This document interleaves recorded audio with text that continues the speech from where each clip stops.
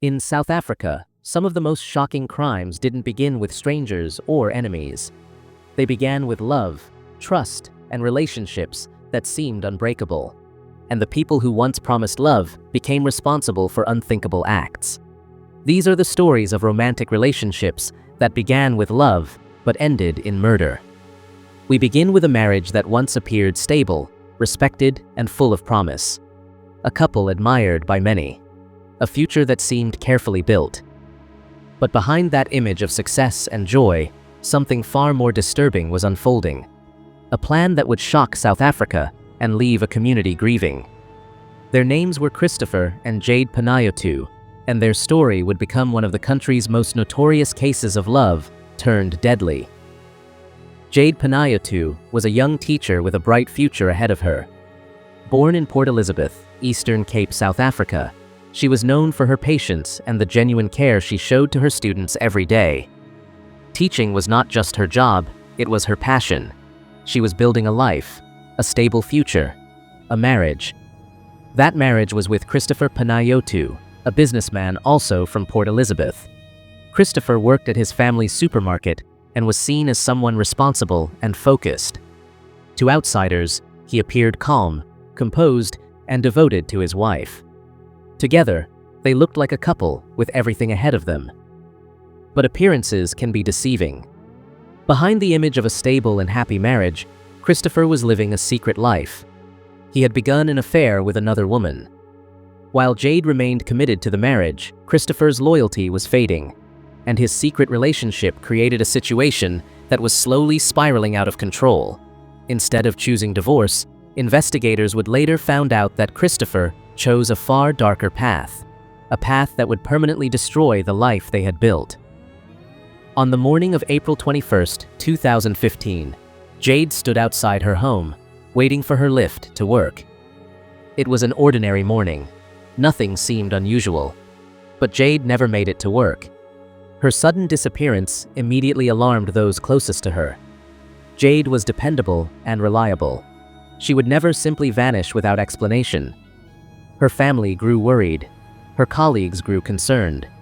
Soon, the entire community became aware that something was terribly wrong. Christopher appeared distressed. He spoke publicly, expressing concern for his missing wife. He stood beside her family, appearing to share in their fear and uncertainty. But while the public searched for answers, investigators began uncovering disturbing information behind the scenes. Phone records, communication patterns, suspicious activity. What they found began to paint a picture of something far more sinister than a random disappearance. Jade had not simply gone missing. Her disappearance had been planned. As the investigation deepened, attention began to shift toward Christopher. Authorities uncovered evidence suggesting that he had been communicating with individuals connected to the crime. Financial transactions and phone records revealed links that investigators could not ignore. The man who had stood beside Jade, the man who had promised to love and protect her, was now becoming the prime suspect in her disappearance. It was a revelation that stunned everyone. How could a husband betray his wife in such a devastating way? How could love turn into something so cold and calculated? Soon, the worst fears were confirmed. Jade had been murdered. The news sent shockwaves across South Africa. A young teacher, a respected woman, a wife, taken in an act of betrayal that few could comprehend. Christopher was arrested and charged with murder, kidnapping, and conspiracy to commit murder. The case quickly became one of the most closely followed trials in the country. In court, prosecutors presented evidence showing that Christopher had orchestrated the crime. They argued that his motive was driven by his affair and the financial consequences he would face if he divorced Jade. Instead of ending the marriage legally, he had chosen to eliminate the obstacle standing in the way of his new life. The trial lasted years. Years of testimony, years of evidence, years of waiting for justice. All while Jade's family lived with the unbearable reality of her absence. Finally, in 2019, the court delivered its verdict. Christopher Panayiotou was found guilty of murder, kidnapping, and conspiracy to commit murder. He was sentenced to life imprisonment. Justice, at last, had been served. But nothing could undo the loss. Nothing could restore the life that had been taken. This case left a permanent scar on those who knew Jade. It forced people to confront a chilling truth. Sometimes, the greatest danger does not come from strangers. It comes from the person you trust the most. Christopher and Jayde Panayiotou began as husband and wife, a relationship built on love, on trust, on promises. But in the end, that love was replaced by deception and murder. Our South African next love story that ended in murder begins with a couple who seemed to have it all: fame, success, and a marriage the public admired. But inside their home, trouble had already taken root. Their names were Najwa and Taliep Petersen. Taliep Petersen wasn't just any man. He was a national treasure, a celebrated musician, composer, and theater director whose work had touched thousands of lives. His productions, songs, and performances had become part of South Africa's cultural heartbeat. Communities admired him, fans adored him, and his name was synonymous with artistic brilliance. But on that night, all his fame and success couldn't shield him from the ultimate act of betrayal, one coming from the very person he called his wife. From the outside, Najwa and Taliep appeared to be the perfect couple, affluent, influential, and seemingly devoted to one another. Yet beneath the polished facade, their marriage had fractured. Najwa struggled with personal demons, including prescription drug dependency and mental health challenges. The household that once radiated love now simmered with tension, mistrust, and resentment.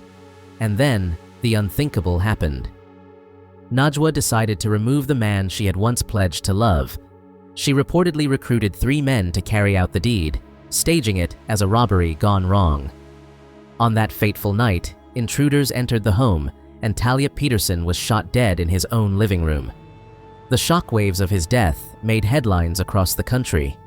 A beloved icon silenced, his life taken from him in the place that should have been safest. The investigation that followed painted a chilling picture.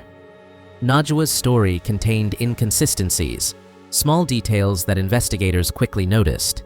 Her explanations didn't align with evidence. Phone records, financial transactions, and witness accounts slowly revealed that the robbery was a cover-up for a planned, calculated murder. Najwa had allegedly promised money to the men who carried out the act. She was arrested shortly after. When the trial began in 2008, the courtroom became a stage for a story of betrayal unlike any South African had witnessed. Evidence showed Najwa's role in the murder-for-hire plot. She pleaded not guilty, but the court was convinced of her involvement. On February 11, 2009, she was sentenced to 28 years in prison.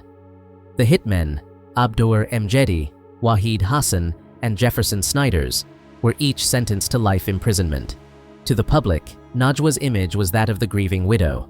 She attended memorials, received condolences, and appeared to mourn alongside the nation. South Africans lit candles, laid flowers, and remembered Taliep for his artistry and humanity. But behind the facade, the truth of betrayal lingered. The woman the nation sympathized with orchestrated the death of the man they loved. Taliep and Najwa's household had been more than just a home. It was a world of privilege, influence, and opportunity. Najwa herself was among the highest earners in the country, yet ambition, resentment, and personal struggles reportedly intersected in deadly ways. Nearly 18 years later, in 2024, the story resurfaced. Najwa Petersen, now 63, was granted a parole hearing. The announcement reignited public debate. Many argued it was too soon, that justice demanded more of her time behind bars. The Minister of Correctional Services, Peter Groenewald, intervened, suspending the parole decision pending review. Najwa Petersen's case is a chilling example of how love, when corrupted, can end in tragedy. Our next love story that ended in murder begins with a brilliant woman admired across South Africa. She shared her life with a man she trusted, her partner, her husband. One night, that trust was shattered forever. Their names were Dorcas Didi and Cecil. Dorcas Didi was celebrated across South Africa as one of the brightest scientific minds of her generation. Her work in environmental science, especially in the study of indigenous medicinal plants, had earned her national awards and international recognition. She was even named among the Mail and Guardian top 200 young South Africans and received the prestigious Office of Research Grand Prize, becoming the first black female scientist and the youngest recipient ever. By her early 30s, Didi had accomplished what many only dream of, building a career marked by intelligence, determination, and groundbreaking achievement. Yet behind her professional success, her personal life was complicated and, at times, strained. Didi lived with her long-term partner, Cecil Lekganyane, in Bramley, Johannesburg. Their relationship, once promising, had begun to show cracks. In 2022, Didi had even opened an assault case against Cecil, which was later withdrawn under family pressure, a quiet warning of the dangers that lurked beneath the surface. Then came the night that would shatter lives. In July 2024, inside their Bramley home, Didi was violently attacked by Cecil Lekganyane. Reports indicate that he assaulted her repeatedly with a weapon, leading to her losing her life in the process. Family members later shared that Didi had been unhappy in the marriage and was in the process of separating, a fact that may have fueled jealousy, fear, or resentment.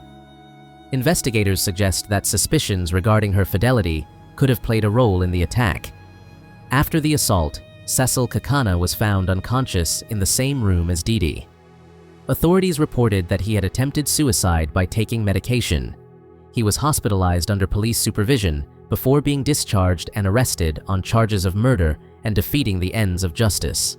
The following day, Cecil appeared in court at Alexandra Magistrates Court. The charges were serious, and bail was denied. The courtroom was packed with journalists, activists, and Didi's grieving family, all trying to process the horror of what had happened. The prosecution laid out the severity of the case: a young woman killed in her own home, with evidence pointing directly to her partner. Yet, like many South African legal cases, this one has been slowed by delays. Administrative backlogs, power outages, and missing files have led to multiple postponements. As of the latest updates, the case has been rescheduled 6 times, leaving the family to endure long waits for justice while carrying the weight of their loss. Even though the legal outcome is still pending, Didi's legacy endures. Her groundbreaking work, her dedication, and her bright spirit remain alive in the memories of those who knew her and in the communities she touched. Dorcas Didi Cecil Lekganyane's story is a tragic reminder of the risks many women face in intimate relationships, even those with success, independence, and recognition. Her life, achievements, and memory continue to inspire, even as South Africa waits for justice to be fully served. In each of these cases, what began as love slowly turned into something darker. Trust was replaced by resentment. Devotion was replaced by betrayal. The person who once promised protection became the source of irreversible loss. Part 2 will uncover even more love stories that ended in betrayal, deception, and murder. Please like the video and subscribe now so you don't miss what comes next. See you.